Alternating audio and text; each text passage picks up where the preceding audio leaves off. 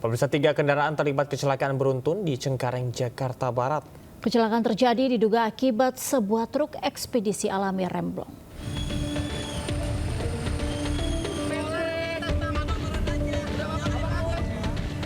Kecelakaan karambol terjadi di Jalan Peternakan Cengkareng, Jakarta Barat.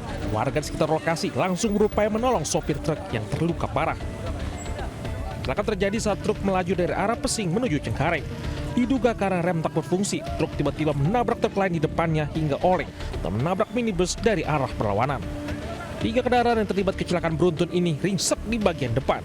Bok itu nabrak ini. Nabrak yang ini bak terbuka. Ya. Dia emang dari arah mana? Dari sono. Ngebut, Pak. Enggak ini mah. Enggak yang sana, yang Ya sana. itu justru yang ngebut itu.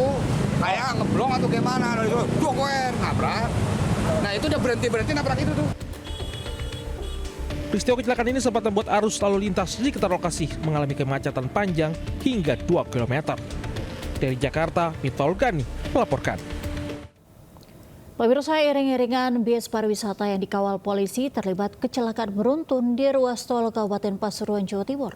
Ya, akibat peristiwa ini 8 orang terluka dan harus dibawa ke rumah sakit. Innalillahi wa inna ilaihi raji'un. Ya Allah. Enggak. Kecelakaan beruntun melibatkan 3 bus pariwisata dan 1 minibus di ruas tol Malang Pandaan, Kabupaten Pasuruan, Jawa Timur. Para penumpang bus yang merupakan warga Pondok Maritim Indah Wiyung, Surabaya, dievakuasi keluar bus. Kecelakaan ini terjadi saat 11 bus pariwisata yang dikawal mobil patwal Polrestabes Surabaya melaju dari Kota Batu menuju Surabaya. Dugaan sementara salah satu sopir bus mengantuk usai menempuh perjalanan jarak jauh. Akibat insiden ini 8 orang terluka dan dilarikan ke rumah sakit. Bisnya itu ada 8 unit iring-iringan 1 sampai 8, yang 5 sampai 8 itu tapaan beruntun. Ada fortunernya ya? Ada fortunernya. Tapi tidak ada meninggal ya? Nggak ada. Saat ini pihak kepolisian masih melakukan penyelidikan lebih lanjut untuk mengetahui penyebab pasti kecelakaan. Sementara untuk bangkai 4 kendaraan dibawa ke pos lantas terdekat. Dari Pasuruan, Jawa Timur, Jaka Samudra Ainus melaporkan. Owner skincare yang dikenal Ratu Emas Mira Hayati divonis 10 bulan penjara oleh Majelis Hakim Pengadilan Negeri Makassar. Ia juga didenda 1 miliar rupiah setelah terbukti memproduksi dan mengedarkan skincare bermerkuri. Assalamualaikum warahmatullahi wabarakatuh. Kembali lagi bersama saya si Ratu Emas. Lihat aku, sudah mirip Joda. Aku mau ke pengantin. Mira Hayati yang dijuluki Ratu Emas setelah kerap tampil hedon dengan memamerkan koleksi emasnya terjerat dalam pusaran kasus peredaran kasus skincare berbahaya. Bos skincare asal Makassar tersebut kini divonis Majelis Hakim Pengadilan Negeri Makassar 10 bulan penjara dan denda 1 miliar rupiah. Mira Hayati terbukti secara sah dan meyakinkan melanggar hukum dengan memproduksi serta mengedarkan produk perawatan kulit yang mengandung bahan berbahaya. Hakim juga menyebutkan bahwa terdakwa lalai memastikan keamanan produknya sebelum diedarkan ke publik. Vonis ini lebih ringan dari tuntutan jaksa yang sebelumnya menjatuhkan 6 tahun penjara. Meski demikian, Majelis Hakim turut mempertimbangkan terdakwa yang kooperatif dan kondisi keluarga memiliki anak yang masih membutuhkan peran ibu. Namun, menyikapi putusan Majelis Hakim, Mira Hayati melalui kuasa hukumnya Ida Hamidah menyatakan akan mengajukan banding. Dari Makassar, Leo Muhammad Nur, Ainus melaporkan. Pemirsa, 2 unit kamar yang berada di apartemen City Park, Cengkareng, Jakarta Barat, porak-poranda akibat dugaan meledaknya tabung gas. Ya, ledakan besar tersebut juga membuat 1 lift rusak berat.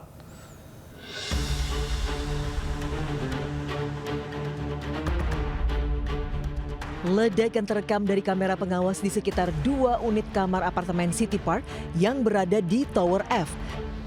Ledakan diduga berasal dari kebocoran tabung gas yang mengakibatkan seluruh bangunan dan atap yang berada di lorong apartemen rusak parah. Imbas ledakan juga membuat lift yang berada di lantai tersebut rusak. Tidak ada korban jiwa dalam peristiwa ini. Diketahui unit apartemen tersebut tengah dihuni oleh seorang warga negara asing asal Tiongkok. Peristiwa ini masih diselidiki Polsek Cengkareng, Jakarta Barat. Dari Jakarta, Miftahul Gani, iNews melaporkan. Pemirsa, viral di media sosial, penumpang kapal laut protes dikenakan biaya kelebihan bagasi sebesar Rp200.000 di Pelabuhan Soekarno-Hatta, Makassar, Sulawesi Selatan. Barang mau dibayar 200.000 ini cuma begini barang. Viral video amatir penumpang kapal melancarkan aksi protes setelah dikenakan biaya kelebihan bagasi sebesar Rp200.000 di Pelabuhan Soekarno-Hatta, Makassar, Sulawesi Selatan. Video ini ramai menuai komentar warganet. Beberapa di antaranya mempertanyakan transparansi dan sosialisasi aturan bagasi oleh Pelni. Menanggapi hal ini, pihak Pelni Makassar menjelaskan ada ketentuan kelebihan bagasi. Setiap memiliki jatah bagasi gratis sebesar 40 kg. Jika ada kelebihan, maka akan dikenakan biaya tambahan sesuai tarif yang telah ditetapkan. Pihak Pelni mengaku sudah mensosialisasikan peraturan ini di situs resmi. Oknum ya teman-teman buruh lah ya, sebetulnya itu bukan masalah inilah buat kita ya kan, karena jelas karena di situ tertera ada ukuran. Kalau ngelihat mengurai lagi bahwa kemarin itu ada yang viral-viral, sebetulnya itu kan kita sudah reduce harga. Pihak Pelni mengimbau kepada seluruh penumpang untuk memperhatikan kembali informasi terkait jatah bagasi sebelum melakukan perjalanan. Dari Makassar, Sulawesi Selatan, Fadli Fado, iNews melaporkan. Pemirsa, kepedulian sosial MNC Group kepada sesama kembali mendapat apresiasi.